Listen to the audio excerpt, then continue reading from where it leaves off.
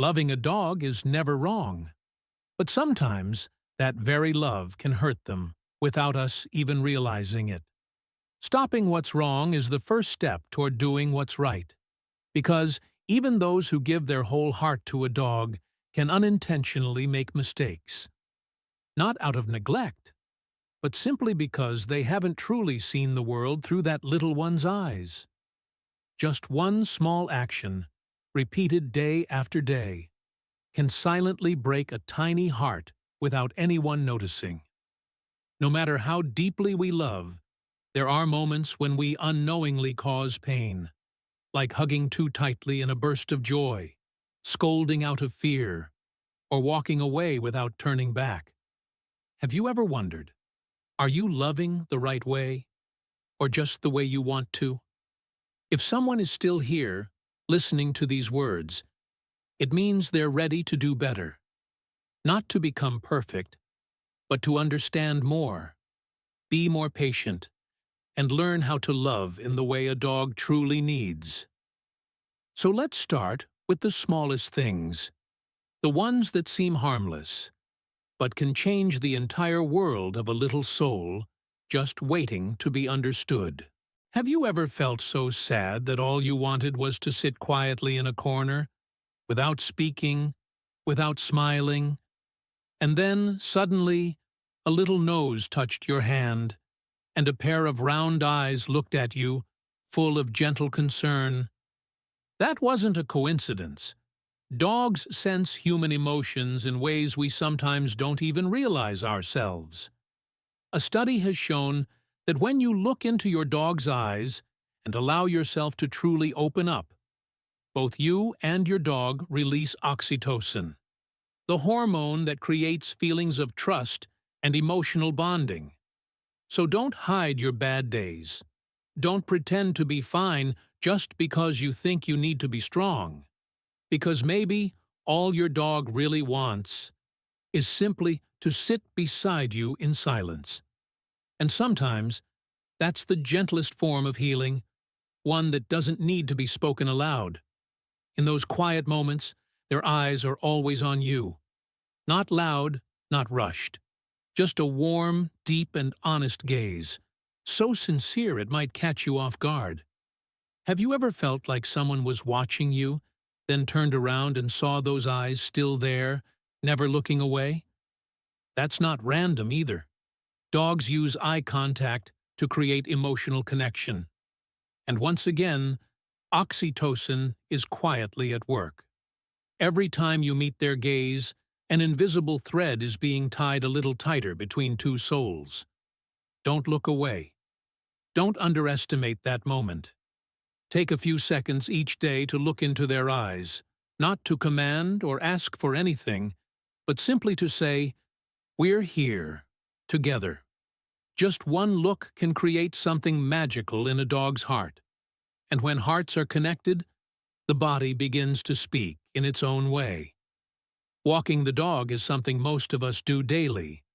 But have you ever stopped to wonder, is this walk really for them, or just another task for you? Some days, you rush. You pull them forward, not letting them sniff, not letting them stop. But for a dog, the world is made of scents. Every patch of grass, every tree trunk holds a story they're reading with their magical nose. When you move too quickly, you interrupt their learning, their peace, and their simple joy. Next time, instead of counting steps, try counting the number of times you let them pause and explore. A slow, thoughtful walk is how you allow them to fully live in the natural world, a gift they can only truly experience when they're walking by your side. And when those walks come to an end, you return home, busy with work, meetings, and phone calls. But what about your dog? It quietly lies in a corner, waiting for you to come back. Dogs don't understand time, but they do feel absence. Every hour spent alone becomes a silent waiting game, one where they sometimes don't know if or when you'll return. Behaviors like scratching at the door, constant barking, or even destruction might not be signs of misbehavior, but signs of sadness. Prolonged loneliness doesn't just affect their mood, it impacts their mental health too. Try leaving behind a shirt that smells like you, playing soft music, or even saying a few words through a camera while you're away. Don't let the silence make them feel like you're never coming back. But sometimes, what hurts your dog the most isn't your absence. It's your presence when it's too loud. There are moments when you're tired, stressed, and end up yelling when they do something wrong. A broken item, a mess on the floor. You react. They lower their head, tuck their ears, walk away, and you think they know they're wrong. But that's not how it works. Dogs don't understand right and wrong like we do. They learn through the emotions you express. When you yell, they feel fear. When you're angry, they feel confusion. And if that keeps happening, you stop being their safe place. You become something they want to avoid. So instead of shouting, take a pause, breathe. Then teach them the way you'd want to be taught, with patience and trust. Because emotions can't be taught through pressure. They can only grow in a space that feels wide enough to breathe, to run, to be free. Many people confine their dogs to spaces that are too small, just enough to lie down or turn around, thinking it's safe. But a dog who's restricted like that, day after day, will begin to withdraw, grow restless, become irritable, and may even develop destructive behaviors. Imagine being locked in a windowless room with no books, no one to talk to. How would you feel?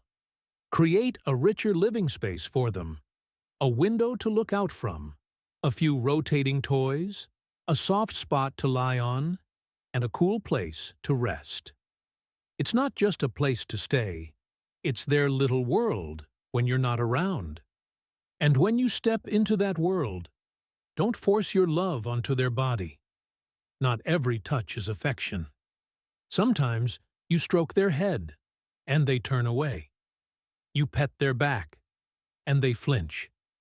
That doesn't mean they don't love you. It means, just like people, dogs have sensitive areas and their own ways of being close.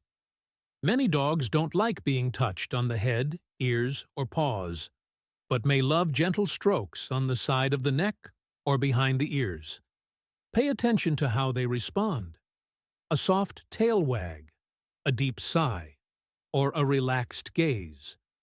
That's how they say, "Yes, I like this." When you learn to love through your dog's body language, your bond with them will deepen in a way words could never reach. But if you don't let your dog speak, how can you ever understand? Many people, upon hearing a soft growl, immediately interrupt and shout, "Stop!" But did you know that growling is not aggression? It's your dog's way of saying, "I'm not okay, please stop." Growling is the final warning before they feel the need to defend themselves. And if you take away their chance to speak, next time they might skip the warning and go straight to reacting. Listening to a dog isn't just about using your ears. It's about watching with your eyes, feeling with your hands, and staying calm with your heart. When you teach your dog, you're allowed to express how you feel. You're building a relationship based not on fear, but on real understanding. That understanding is what helps you notice even the smallest things, subtle changes that carry big meaning. Maybe yesterday they were full of energy, and today they're moving slower. Maybe they're eating more slowly, or sleeping more than usual. Don't rush to blame the weather or a moody day, because sometimes those small signs are warnings of underlying health issues.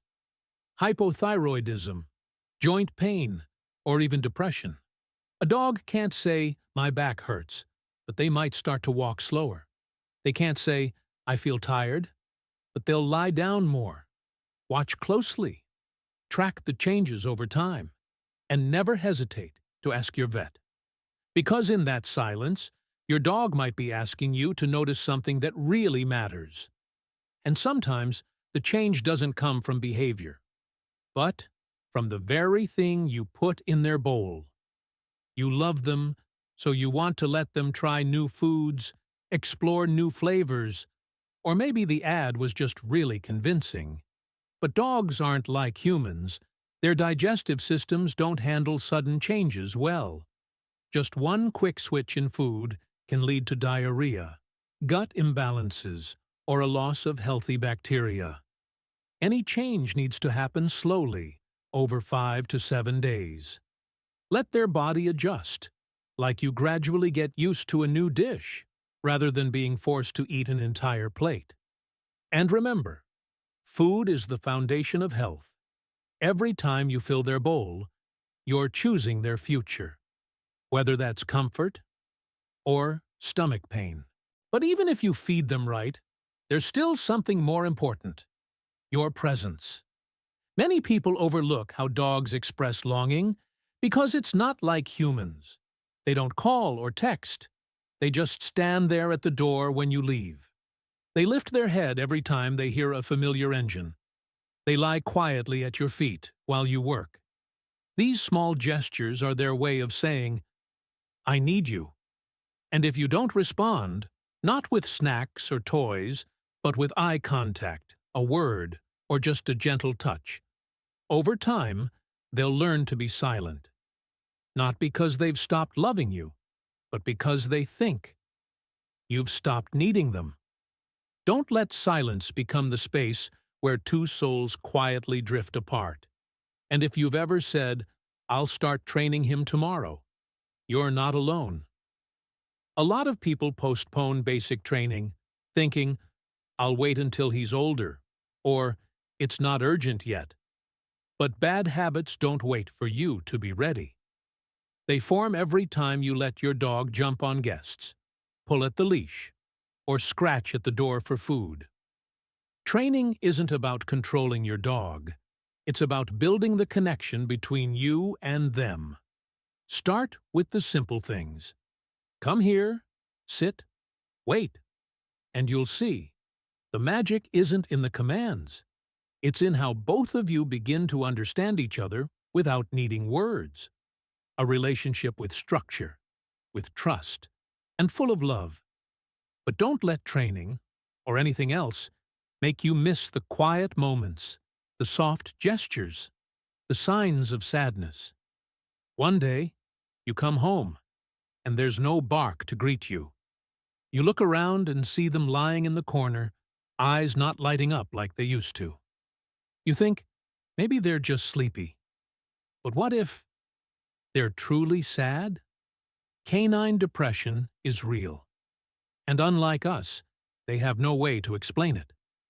They speak through the small things: skipping meals, avoiding eye contact, ignoring their favorite toy. If you pay attention, you'll see. If you look long enough, you'll understand. Don't miss those quiet signs, because sometimes real love begins the moment you stop and listen. And if you've made it this far, chances are you truly love your dog. Maybe you've made mistakes, just like everyone else. But the most beautiful thing is, you're willing to change. No one is a perfect dog parent from day one. But every day, you have the choice to do better. Just by seeing them with a little more understanding, a little more patience, a little more care, you've already come such a long way. A journey at the end of which, there's a small creature with round eyes, a wagging tail every time you come home, and a heart that belongs entirely to you. If you've made any of these mistakes, don't blame yourself. What matters most isn't what you did wrong, but that you're ready to learn again, ready to listen, not just with your ears, but with your whole heart. Your dog doesn't need you to be perfect. They just need you to be present. The one who still comes back, who still makes time, who still places a hand on their head and says, "I love you." even if it's just through your eyes. And if something in this video made you pause, made you remember a small moment between you and your dog, leave a comment and share it. Who knows? Your story might help someone else out there do better. I'll read every word you write. And maybe the next video will be a response to your question. Thank you for staying with me until the end of this video. And thank you for loving a small soul in the way this world so desperately needs more of.